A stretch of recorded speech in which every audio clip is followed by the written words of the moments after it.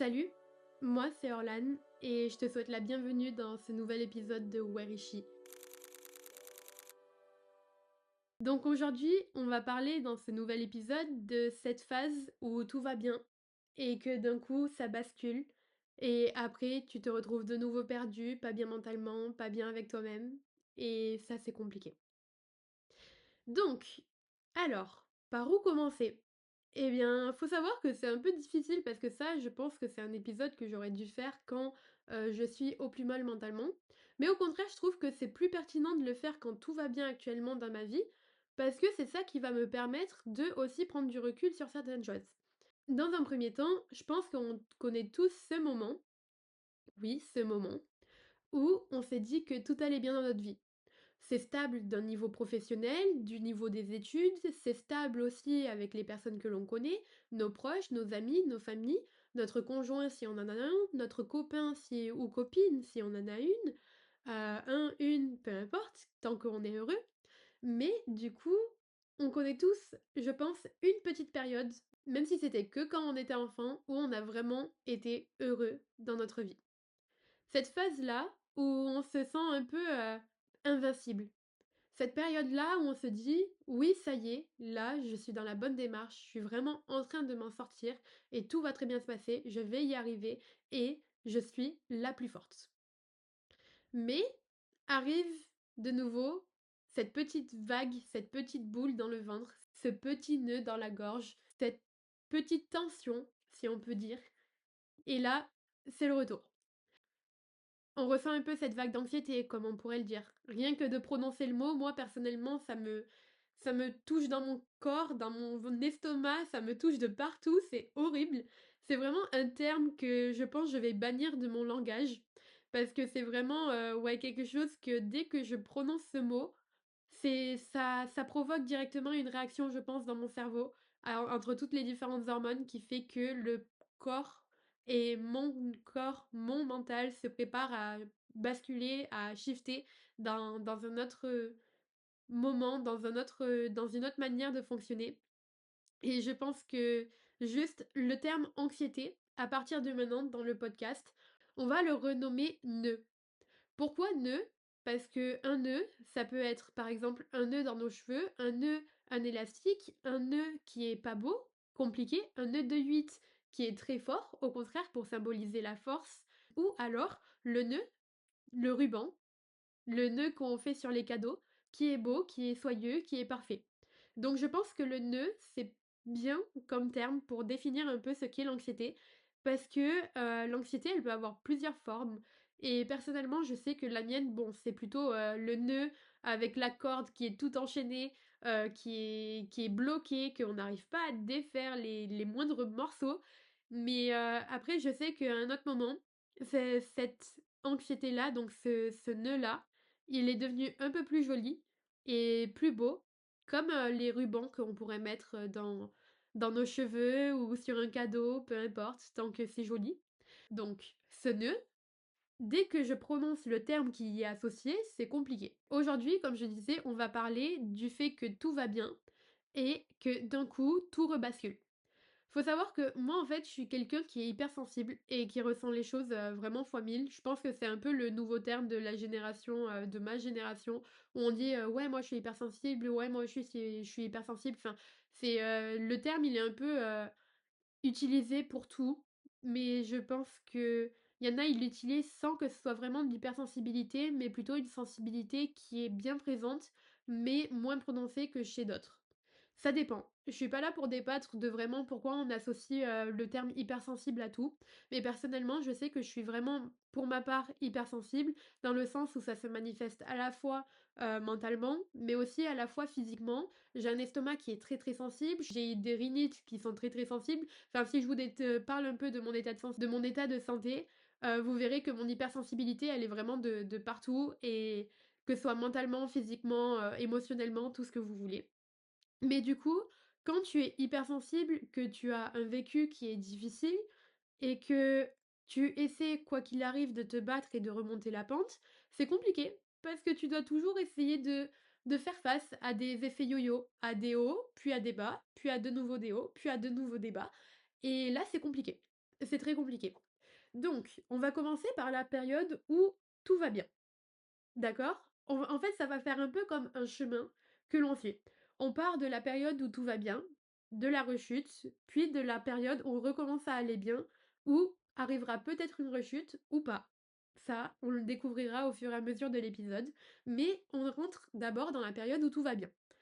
Dans cette période-là, tout est calme. C'est-à-dire qu'on a des personnes sur qui on peut compter, ça se passe bien dans nos relations, avec nos amis, avec notre famille. Honnêtement, on est même heureux avec nous-mêmes. On se dit, ah, finalement, je suis pas si laide que ça. Et même, je me trouve plutôt jolie. Je trouve que ce que je fais, c'est bien. J'apprécie ce que je fais, j'aime mon travail, j'aime aller, ben pourquoi pas, j'aime sortir, faire du camping, j'aime sortir, aller nager, enfin ça dépend vraiment, les passions de chacun. Moi personnellement, c'est bah tiens, là, je suis contente parce que bah, j'arrive à faire mes épisodes de podcast, j'arrive à parler de choses qui sont difficiles et pourtant qui l'étaient moins, qui sont difficiles, mais pourtant j'arrive à en parler. Ou alors, de me dire: «Oui, bah, là, par exemple, je suis contente parce que j'arrive à garder mon environnement qui est rangé» et ça, c'est une chose qui est vraiment importante de souligner. C'est-à-dire que quand mentalement ça ne va pas, l'environnement dans lequel tu es va être le reflet de ton environnement mental. Je m'explique. C'est-à-dire que dans toutes les périodes où moi j'ai été mal mentalement, ma chambre était vraiment le reflet de mon mental. Il y en avait partout sur le bureau, partout sur la coiffeuse. Mes livres étaient pas du tout rangés. Ma table de chevet, il y avait tout qui s'accumulait. Je pouvais poser mes lunettes, je pouvais quand même poser mon téléphone, mais il y avait plein de choses qui s'accumulaient. Et pourtant, ça restait propre, parce que j'arrivais à faire la poussière, etc.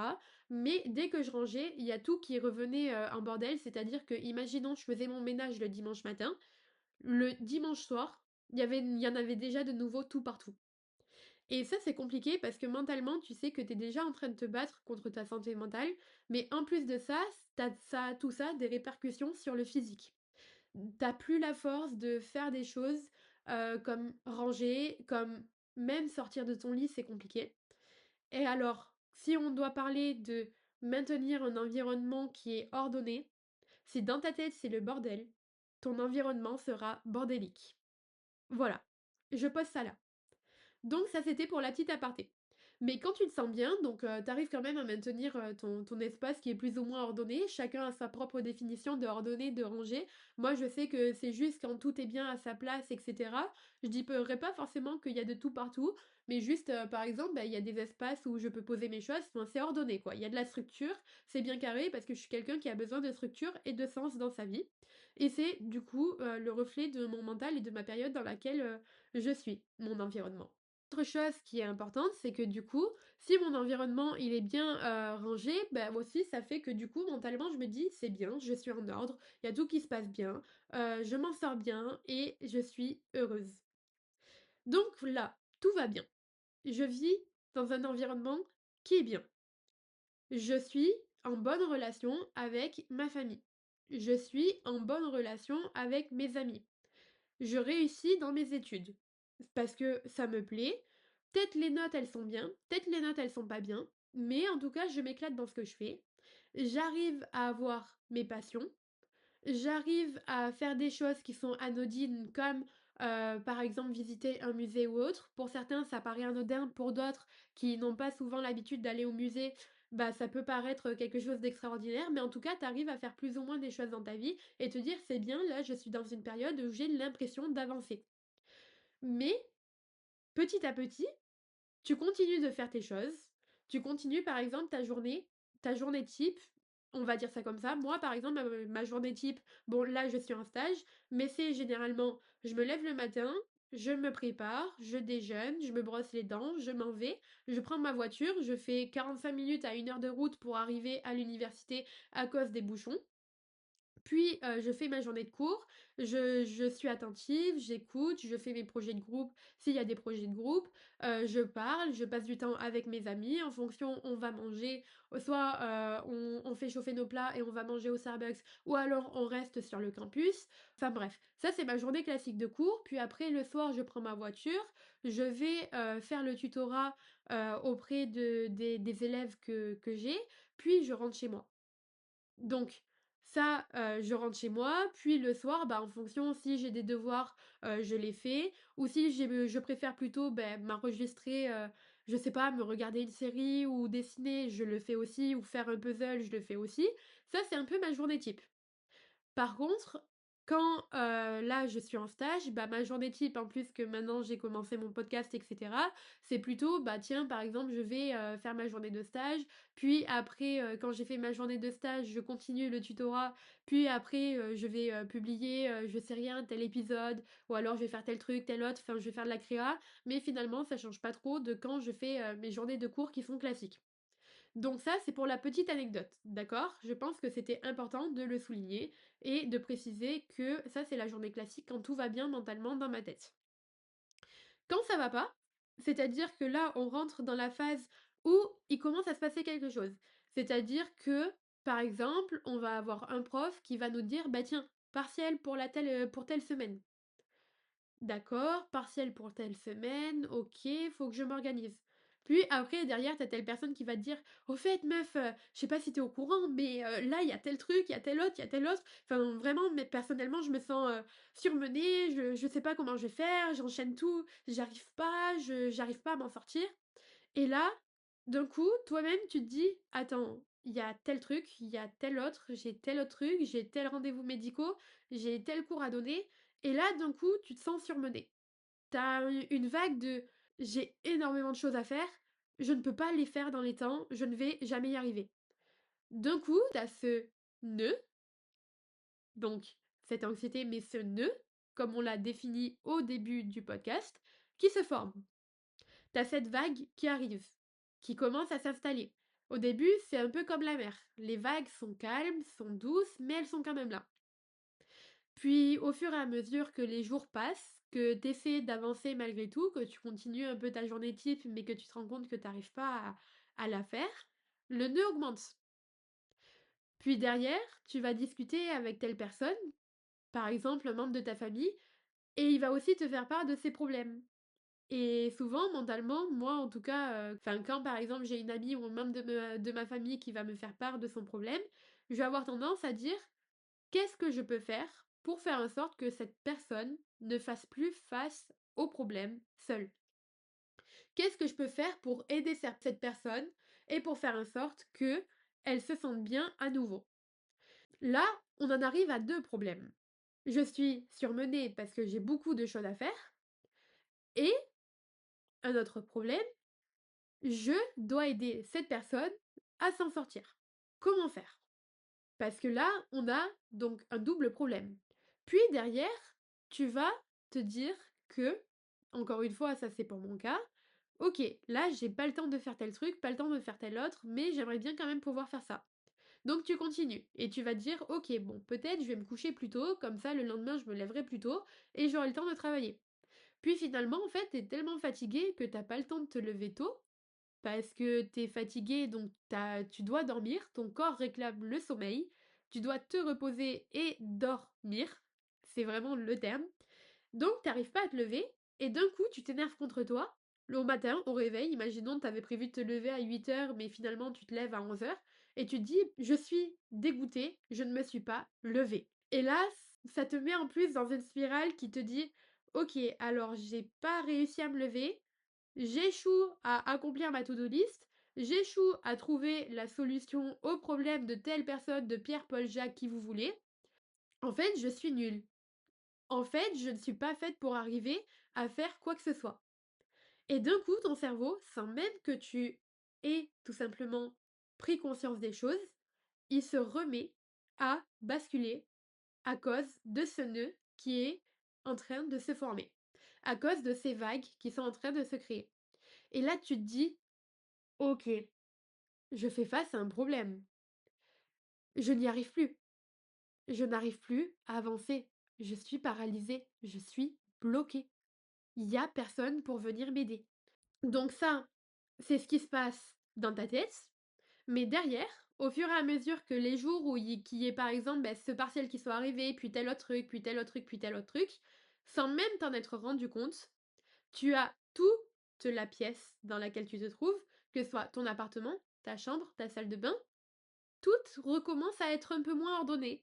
Tout recommence à être un peu plus dans le désordre, oui. Tout recommence à ne plus être à sa place comme ça l'était.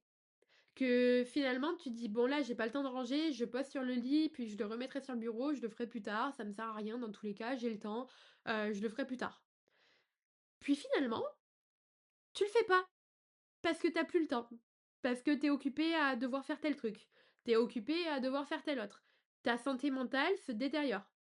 Puis du coup, vu que t'arrives pas à maintenir ton environnement ordonné et qu'il y a tellement de choses déjà qui sont là en arrière-plan, tu vas te regarder dans la classe, tu vas te regarder dans ton miroir et tu vas dire mais en fait, je suis nulle.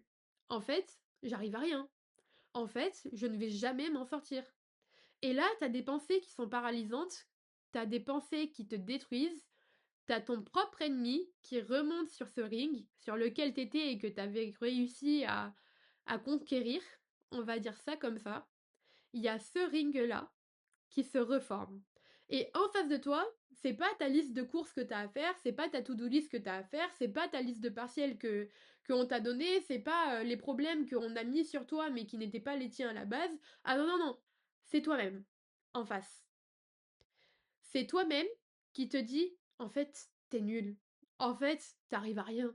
En fait, déjà, regarde-toi, enfin, ça se voit que tu m'étonnes que les gens, ils te parlent de leurs problèmes et tout, mais qu'après, une fois qu'ils t'en ont parlé, ils redisparaissent derrière. Et en plus, ce qui est vicieux, c'est que cette personne, à chaque fois qu'elle remonte sur le ring, elle se remet de chacun des coups que tu lui as donnés. Elle est de nouveau plus forte. Elle, quand tu la vois de nouveau sur ce ring, elle arrive, elle te regarde droit dans les yeux, elle te fait je vais te manger, et si la dernière fois tu as gagné, cette fois-ci tu ne gagneras pas. Et là, c'est compliqué, parce que du coup, tu dois gérer ta to-do list, tu dois gérer toutes les tâches que tu as à faire, tu dois gérer chacun des trucs, mais en plus de ça, en plus de tout ça, tu dois te battre contre ta propre santé mentale. Parce que sur ce ring, c'est toi que tu as en face. C'est cette personne-là, cette partie de toi, cette partie vicieuse, cette partie méchante, cette partie qui est destructrice, qui va te dire ok, là, tu vas pas y arriver.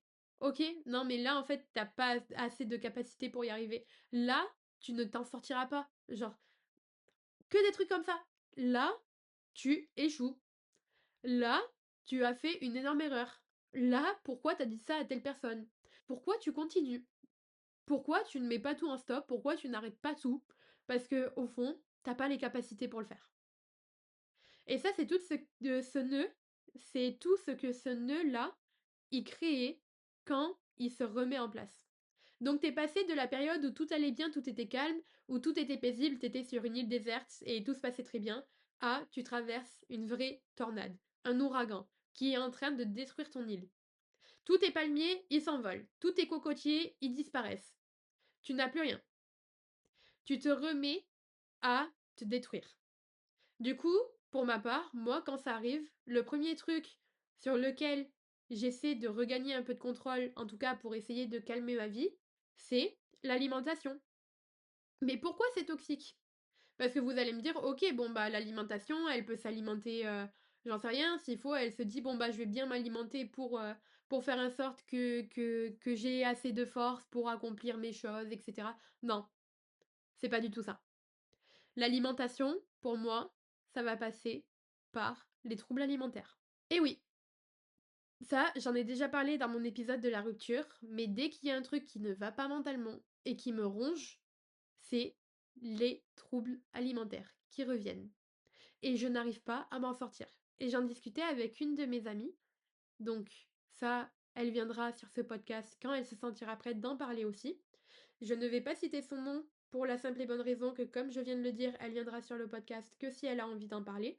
Sinon, on n'en parlera pas et je ne la citerai pas. Je respecte là-dessus ses propres problèmes. Donc, comme j'en discutais avec une amie, dès qu'il y a un truc qui se passe, un truc merdique, c'est toute ta vie qui en pâtit. Et du coup, vu que c'est toute ta vie qui en pâtit, le seul moyen pour lequel tu vas trouver et le seul moyen que tu vas employer pour reprendre un peu de contrôle, c'est, pour ma part, les troubles alimentaires. Donc je vais retomber dans tout ça, je vais retomber dans je vais compter les calories, je vais retomber à me dire: «Oh mais là je suis trop grosse, ah mais là je suis pas belle, ah mais pourquoi je suis pas comme telle personne ou comme telle autre, oh» et que des trucs comme ça. Ce qui fait que là, faisons un point, tu as une to-do list à accomplir. Tu essaies de résoudre le problème des autres. Tu as ton propre ennemi sur le ring et en plus de ça, tu rechutes dans tes troubles alimentaires. Tu rechutes dans quelque chose qui te détruit, qui détruit ton corps, qui détruit ton appétit, qui détruit ta vision de toi. Parce que en plus de ça, en fait, plus tu avances dans les troubles alimentaires, mais ça, ce sera un épisode à part entière, comme je l'ai dit, plus tu vas te dire, ok, bon là, dans tel ingrédient, il y a tel nombre de calories. Dans tel autre ingrédient, il y a tel autre nombre de calories. Dans tel truc, il y a tel truc, etc. Et tu t'en sors plus. C'est la seule chose qui te permet de garder un peu de contrôle sur tout ce que tu fais. Mais du coup, là, on vient de faire le point. Qu'est-ce qu'on peut faire pour remonter de nouveau cette pente? Ça, c'est la grande problématique, ça, c'est la seconde partie finalement de cet épisode, c'est que quand tu recommences à toucher le fond, comment est-ce que tu peux remonter la pente? Comment faire? D'accord? Ça, c'est la grande problématique. Donc, faut s'imaginer que déjà, j'ai pas toutes les clés universelles. Je suis pas, Sainte Marie, je suis pas, le pape, je suis pas qui vous voulez, je suis pas, le président de tel pays, la présidente de tel pays. Je n'ai pas toutes les clés, je suis pas psychologue non plus, c'est pas ma formation, c'est pas mes études. Mais en tout cas, pour moi, ce qui marche, c'est tout simplement de m'asseoir, de me poser avec moi-même et de, en fonction, soit faire une activité créative, me forcer à le faire, soit tout simplement m'asseoir sur mon lit et attendre. Me laisser le temps de ressentir, me laisser le temps de penser. Donc c'est-à-dire que quand je suis dans vraiment la période où ça a jamais été à tel point intense, à tel point compliqué, eh bien tout simplement, un truc que je fais, c'est que je m'isole. Parce que oui, bon, déjà quand ça va pas mentalement, tu as plus tendance à être en retrait avec les autres, à moins leur parler, tu vas avoir tendance aussi à essayer de les éviter ou à te vraiment te réfugier dans un espace qui est où c'est juste toi, toi seul, parce que en fait quand t'es pas bien mentalement, t'as pas non plus trop envie que les autres ils te voient dans cet état, donc en fait tu vas plutôt paraître au lieu d'être. Et après, tu vas faire genre du coup que tout va bien, tu vas leur dire mais oui, je vais bien, ma vie elle est parfaite actuellement, etc. Alors qu'en réalité, tu au bout de ta vie et tu te sens vraiment pas bien. Donc voilà, ça tu vois, c'est l'épisode, c'est la phase dans laquelle tu es. Mais moi, généralement, ce qui m'aide du coup pour me sortir de cette phase-là, de ce moment-là, c'est tout simplement le fait de me couper de tout. J'éteins mon téléphone, j'éteins mon ordinateur, j'éteins tout, je ferme ma porte, vraiment, je ferme ma porte, je dis à mes parents, parce que je vis avec eux le temps de mes études, là, je ne suis pas disponible, j'ai besoin de prendre du temps pour moi, alors laissez-moi prendre ce temps pour moi. Au début, ils comprenaient pas, vraiment. Au début, ils comprenaient pas, c'était très difficile, enfin, vraiment, ils étaient là, mais on est ta famille, enfin, on est tes parents. Comment tu peux ne pas vouloir passer du temps avec nous? Comment tu peux avoir besoin de temps toute seule? Et finalement, après, avec le temps, en ayant eu énormément de conversations, de discussions à ce sujet, j'ai réussi et ils comprennent que maintenant c'est important pour moi d'avoir des moments où je suis entièrement seule, où je peux me poser et respirer et me dire ok, là je prends vraiment ce point avec moi. Alors ce que je fais, c'est que quand ça va vraiment mal, je fais une carte mentale et j'écris tous les domaines de ma vie. C'est-à-dire que par exemple, sur ma carte mentale, je vais y retrouver la santé. Je vais y retrouver la famille. Je vais y retrouver les amis. Je vais y retrouver les études. Je vais y retrouver le tutorat. Je vais y retrouver les passe-temps. Je vais y retrouver plusieurs catégories. Et dans ces catégories-là, je vais faire un point de ce qui va pas. Par exemple, la dernière fois que je me suis vraiment sentie mal mentalement, bon, il y a eu ma rupture, mais j'ai déjà fait un épisode sur ma rupture et je pense que j'ai déjà tout dit, donc je sais pas si c'est vraiment nécessaire d'en reparler.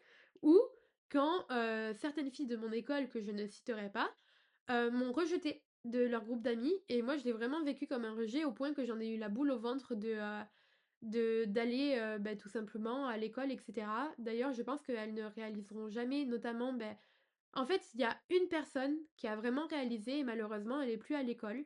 Mais pour le coup, je la remercie parce que je pense que c'est ça qui m'a vraiment aidée dans ma guérison par rapport à ce qui s'est passé lors de ma première année que lorsque je me suis réorientée, mais juste le fait qu'elle reconnaisse qu'elle a pas été cool, et cetera, et que c'était pas bien, que c'était, vraiment, méchant, ben, en fait, ça m'a vraiment aidée et ça m'a vraiment apaisée donc si tu passes par là, je te remercie et j'espère que tu vas bien et d'ailleurs, n'hésitez pas à je sais pas si je peux dire son nom, mais en tout cas, elle fait de la musique et j'espère vraiment que ça ira et qu'elle va réussir. En tout cas, je lui souhaite, vraiment le meilleur.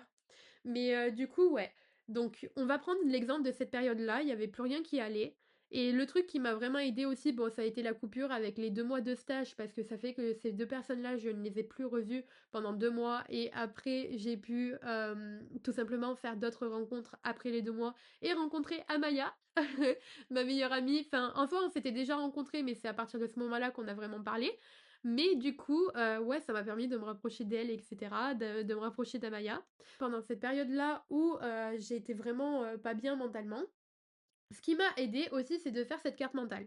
Donc dans cette carte mentale, forcément dans la case amis, j'ai dit: «Bah, en fait, les amis que je pensais m'être faits, ces amies-là, bah, en fait, c'était pas du tout des amies. Elles m'ont vraiment malmenée, ça s'est mal passé et en plus de ça, je le reconnais. Donc je l'ai écrit. Puis après, j'ai dit: «Bon, en termes de santé, ma santé, moi, ça va». J'ai écrit en termes de famille, en famille, là, ça va pas parce qu'il y a les maladies qui me rongent. Faut savoir que mes parents, ils sont tous les 2 malades et eux étant malades, ça fait que, ben, moi, sur mon anxiété, ça a eu énormément de répercussions dans le sens où, bah, j'ai toujours peur qu'il se passe quelque chose avec leur maladie et j'ai peur que en fait, ouais, du jour au lendemain, je les perde parce que c'est instable. Donc voilà, bref, je ne m'étalerai pas là-dessus, ce n'est pas le sujet et il faut attendre encore un peu que je digère, à chaque fois tout ce qui s'est passé avec la maladie et cetera, pour vraiment que je vous fasse un épisode là-dessus parce que, je ne me sens pas encore prête et c'est bien aussi de connaître ses limites et de savoir quand on est prêt et quand on ne l'est pas. Mais du coup, dans un premier temps, ça a été de faire un point mental, de faire une carte mentale pour m'aider et savoir quels domaines sont en train de mal se passer. J'ai fait cette carte mentale et forcément, bon, il y avait les amis. Et les amis, plutôt que de me dire, bah, je lâche prise, dans tous les cas, c'est comme ça et pas autrement. Et je déteste le terme lâcher prise parce que personnellement, je trouve ça hypocrite. C'est prendre ce problème-là, le regarder et dire, bon, dans tous les cas, c'est pas de mon contrôle, donc au revoir. Et du coup, ça fait que j'ai l'impression que ça invalide énormément tout ce que tu peux ressentir à cause de ce problème-là. Donc le lâcher prise, j'aime pas ce terme. Mais du coup, le fait de cette carte mentale plutôt, ça m'a permis de prendre du recul, de me poser les bonnes questions, de me dire: «Qu'est-ce que je veux pour moi et pour seulement moi?» Ce n'est pas du lâcher prise, mais c'est tout simplement se poser la question, de prendre du recul et de se dire: «OK, il y a tel truc qui va pas, mais qu'est-ce que je peux faire pour que moi et moi seule me sente bien de nouveau avec tout ça?» Et bah, tout simplement alors pour les amitiés, j'ai pas pu les résoudre forcément, j'ai pas pu, leur en parler, j'ai pas pu, résoudre ces problèmes-là et même encore aujourd'hui quand on se voit à l'école, bah, ça reste cordial mais c'est tout. Enfin, moi-même, je vais pas aller, taper la discussion avec des gens qui m'ont fait du mal. Mais du coup, juste moi, ce qui m'a aidée pour résoudre en tout cas le problème d'amitié, c'est, de me dire: «D'accord, bah, ça s'est passé comme ça, mais ça veut pas dire qu'à mon retour de stage en mars, ça se passera de la même manière». Ça, c'est ce qui s'est passé, OK? Puis après, il y a eu, le domaine familial, donc la santé. Et la santé, il faut savoir que c'était vraiment, quelque chose qui en plus était bien présent à ce moment-là parce que, pour la petite histoire, mon papa en août, en plus de tous les problèmes de santé qu'il a, on était en vacances à Cracovie, en Pologne et il nous a fait un AVC. Donc faut savoir que ouais, bah, quand j'ai repris les cours, forcément en septembre et que en plus je me réorientais et cetera, j'étais pas au top de ma forme, enfin j'étais très inquiète pour mon papa et que ça se passe comme ça en plus avec les filles de mon école, ça m'a vraiment, rendue très, très mal et c'était vraiment une période très compliquée donc là-dessus, je suis heureuse que ce soit terminé mais en plus elles se sont pas mis à ma place dans le sens où elles me disaient: «Ouais, tu pas assez authentique et cetera». Mais j'estime que quand tu as des ennuis personnels et des problèmes personnels qui sont vraiment très importants et que ça occupe quasiment toute ta vie, l'authenticité, c'est pas le premier truc que tu vas aller chercher ou en tout cas, tu vas pas être forcément cette personne qui sera exubérante, qui va être là à rire à outrance, à raconter toute sa vie en mode: «Ouais, moi, ma vie, elle est trop cool, je fais ça, je fais ça, je fais ça». Non, moi, ma vie, honnêtement, une grande partie de ma vie jusqu'à présent, elle s'est résumée, par les problèmes de santé qu'ont mes parents, par, mes propres problèmes à moi que j'ai eus parce que, bah, forcément, j'ai traversé des choses qui n'étaient pas faciles, par le fait aussi que je revenais d'Erasmus, donc forcément j'étais totalement en décalage avec tout. C'est-à-dire que j'étais habituée déjà au mode de vie espagnol, j'étais habituée, parce que mon Erasmus je l'ai fait en Espagne, j'étais habituée à la mentalité espagnole, j'étais habituée à tout et d'un coup j'ai dû reprendre ma vie normale comme elle était avant quand je l'ai quittée pendant 6 mois. Donc tout ça me reprocher que j'étais pas assez authentique alors qu'on ne se connaissait pas et que c'est pas en 1 mois, 2 mois, voire 3 mois que tu vas dire si quelqu'un est authentique ou non. Ça a fait beaucoup et moi ça m'a vraiment, rendu mal mentalement parce qu'en plus, bah, par exemple, si je revenais d'Erasmus, quand tu reviens d'Erasmus et que tu as vécu 6 mois qui étaient intenses, où tu as vraiment profité au maximum, tu vivais au jour le jour et tu faisais en sorte de ne pas perdre un seul truc qui se passait, et que derrière, tu reprends les cours, tu rencontres des personnes qui sont différentes, et cetera, et que, tu été nostalgique, t'es pas bien, être heureuse dans ta vie et montrer une exubérance auprès des autres, c'est pas ça que tu vas chercher à montrer. Forcément, toute la première partie de l'année scolaire de l'année dernière, mon nœud, ce nœud-là, il était omniprésent. Il était vraiment omniprésent et c'était vraiment très compliqué. Donc, comment faire pour se relever d'une période où tu es pas bien mentalement quand tu as qu'une seule envie, c'est essayer de t'en sortir, mais qu'en plus tu travailles sur toi aussi parce que ben, j'ai toujours les suivis chez ma psy qui m'aident énormément à me pardonner et à travailler sur tout mon vécu et surtout ne pas culpabiliser pour des choses qui n'étaient pas miennes. Donc, tout ce travail-là, faire en sorte que du coup, ben, ça se passe, je remonte la pente et je m'en sorte. Comme je disais, comment faire en sorte qu'on se sente de nouveau bien dans notre vie, alors que vraiment, bah, par exemple, moi, je vous ai pris l'exemple de cette période de ma vie, mais des périodes où j'étais vraiment mal, il y en a eu plein et il y en aura encore sûrement plein, parce que quand tu as un nœud qui est bien présent et qui s'est installé pendant plus de 6 ans, ce nœud-là, à moins d'apprendre à vivre avec et de trouver des moyens pour l'apaiser, tu ne le défais pas comme ça et ça prend énormément de temps. Et pour ma part, comme je l'ai dit, ça fait 6 ans.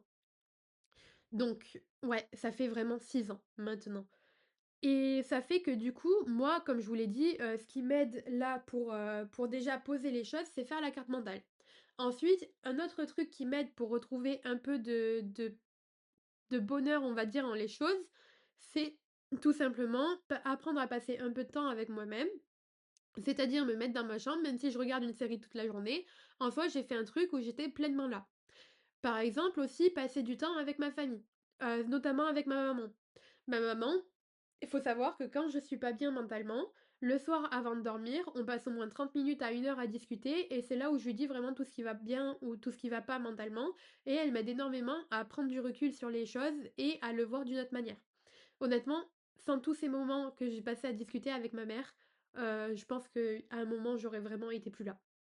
Donc voilà, il y a ça et après un dernier truc qui m'aide à vraiment, m'en sortir, c'est essayer de reprendre du contrôle sur des choses sans passer par les troubles alimentaires. C'est-à-dire que, essayer par exemple de enfin, après c'est un peu mal placé de dire ça, mais personnellement je suis quelqu'un qui quand, il y a quelque chose qui va pas, je vais me plonger à fond dans les cours et éviter le problème. Maintenant, j'ai trouvé d'autres alternatives, c'est-à-dire que quand il y a quelque chose qui ne va pas, et que mentalement je ne suis plus bien, ce que j'essaie de faire, c'est faire des choses qui me font du bien. Par exemple, ça va être faire une maquette. Les maquettes en bois, je sais pas si vous connaissez, donc les Book Nook, ça a été très tendance sur TikTok à un moment. Mais quand mentalement ça ne va pas, eh bien ce que je fais, c'est que je vais aller à la Fnac ou je vais aller à Cultura, je vais acheter un Book Nook, une maquette en bois et le construire. Et rien que le fait de construire quelque chose, d'assembler les pièces entre elles et tout, ben moi ça m'aide à remettre de l'ordre dans mon mental. Et souvent j'y passe 2-3 jours, quelque chose comme ça, parce que je fais pas que ça de mes journées. Et après ces 2-3 jours où j'ai pris ce temps à me concentrer vraiment à reconstruire quelque chose, à reconstruire les pièces, les morceaux du puzzle et tout, bah mentalement, je me sens de nouveau bien. Je me sens de nouveau régénérée.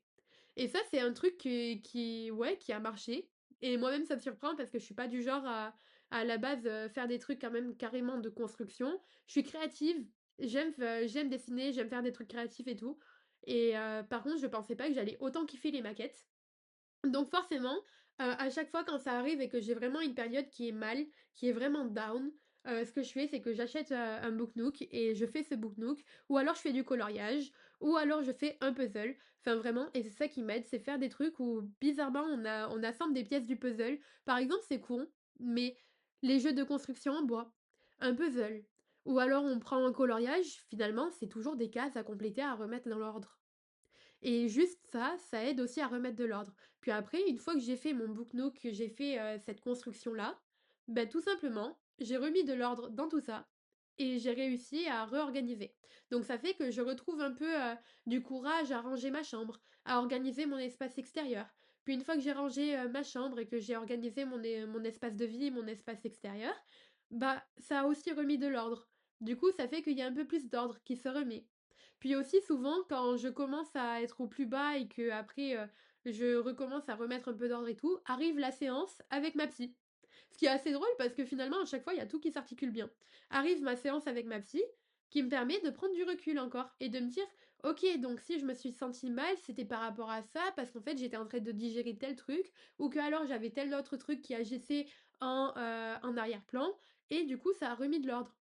Donc ça fait que finalement, cette petite période ou cette grande période pour laquelle ça allait mal, les choses recommencent à se mettre dans l'ordre pour que tout se remette en place et qu'on se sente à nouveau bien. Ok, c'est bête, mais en tout cas, moi ça se passe comme ça. Et je pense que d'un côté, je suis reconnaissante que ça se passe comme ça parce que c'est ça aussi qui va m'aider à tout simplement m'en sortir.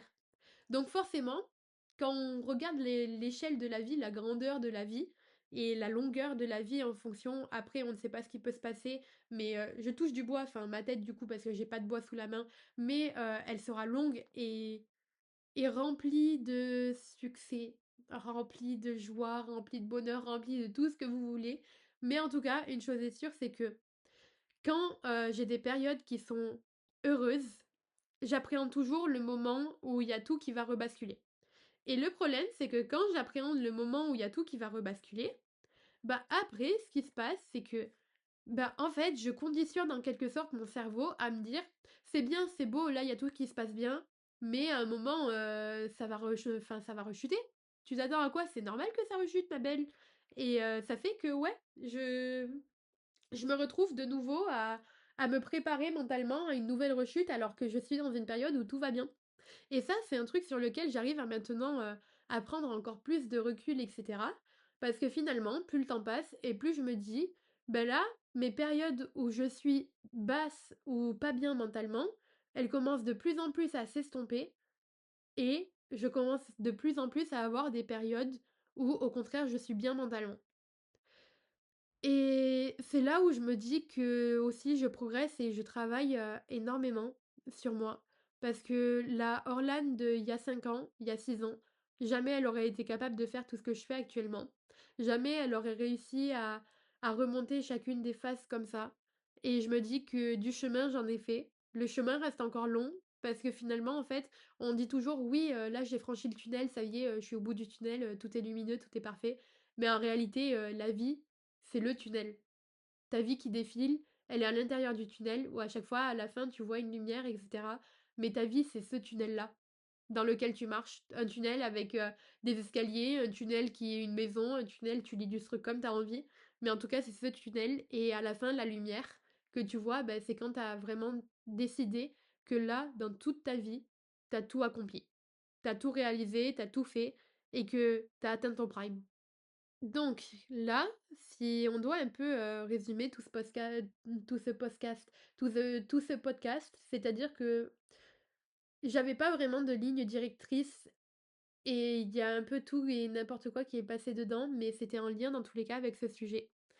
Mais du coup, si on doit vraiment, parler de tout ça, je dirais avant tout que c'est pas parce que actuellement tu es dans une période où tout est parfait, que demain ce sera aussi parfait.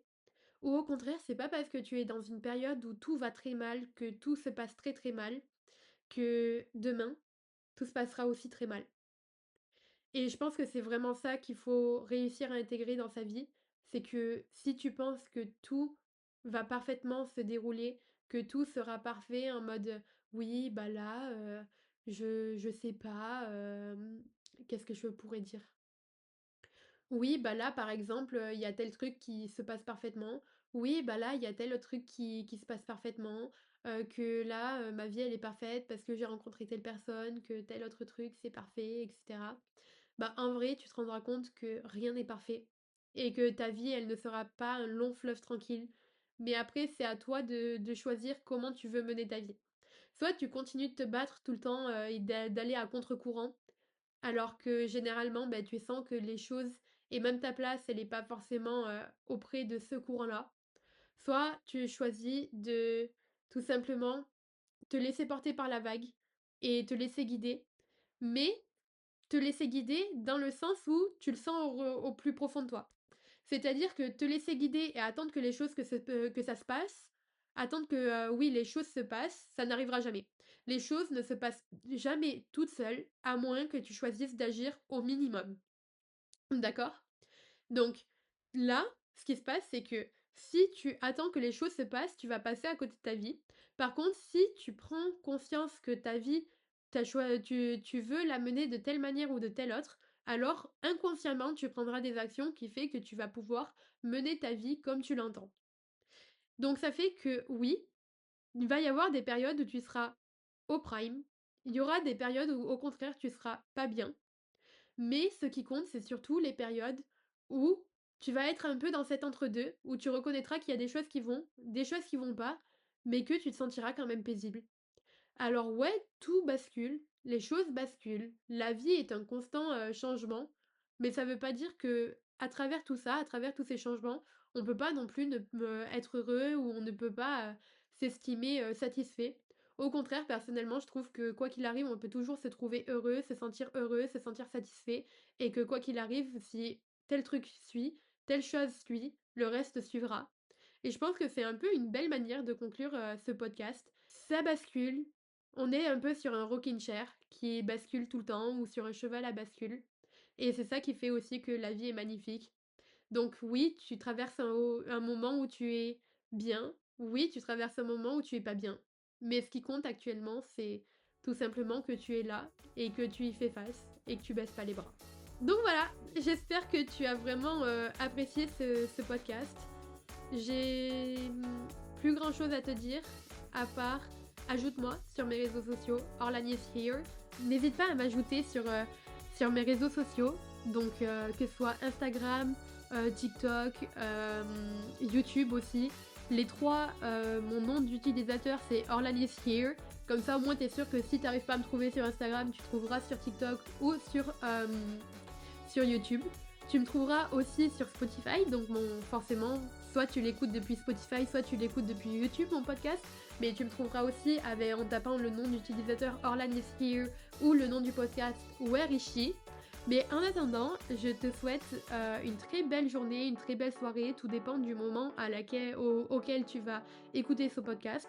Mais en tout cas, je te souhaite de passer un très bon moment, de bien profiter et surtout d'être heureuse avec toi et de t'épanouir. Épanouis-toi dans tout ce que tu fais et voilà, épanouis-toi. Donc je te dis à jeudi pour un nouvel épisode qui portera roulement de tambour, le nouvel épisode de jeudi, il va porter sur le changement. Et ça reste un peu dans la continuité de ce podcast. Et ouais, parce que votre fille là, Werishi, elle réfléchit un peu à tout quand même. Donc ouais, on se retrouve pour un nouvel épisode qui sortira ce jeudi prochain. En fonction, dites-moi si vous l'avez écouté jusqu'à la fin, dites-moi ce que vous en avez pensé. Et n'hésitez pas à me faire part de votre ressenti, à me faire part de tout ce que vous ressentez, à me faire part de votre avis, de votre opinion, sur tout ce que j'ai dit. Et voilà, donc je vous fais de très gros bisous et je vous dis à la prochaine. Donc à jeudi, mes stars, à jeudi, et prenez soin de vous, c'est ce qui compte. Gros bisous!